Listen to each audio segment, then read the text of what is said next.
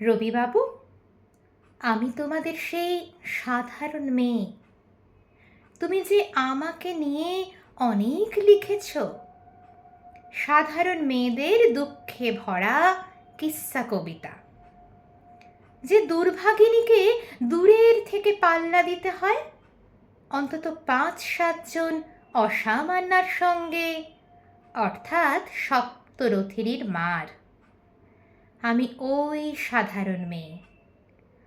তোমার কবিতা আর গল্পগুচ্ছে পাতায় পাতায়, শিলাইদহের ঘাটে, গ্রামের উঠোনে আমার কথাই তো ছড়িয়ে রয়েছে। অনেক লিখেছ, কিন্তু তোমরা কেউই আমাকে জিতিয়ে দিতে পারোনি তখন। ইতিমধ্যে কেটে গেছে ৭৬ বছর। দুঃখ মন্থন করে তীরে এসে উঠেছি তোমার সাধারণ মেয়ে। নিজেই নিজের জোরেই আমি অর্জন করেছি পায়ের তলার মাটি, মাথার আকাশ।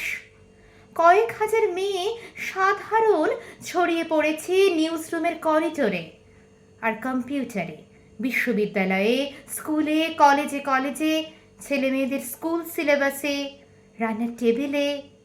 হারমোনিয়াম থেকে হার্ভার্ড পর্যন্ত অনায়াস চলাফেরা এখন আমার।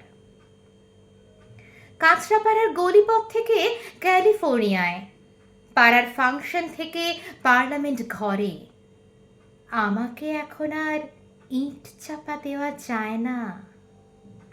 এক মুঠো আমলকি এই পৃথিবীকে এখন নিজেই আমি জিতে নিতে পারি।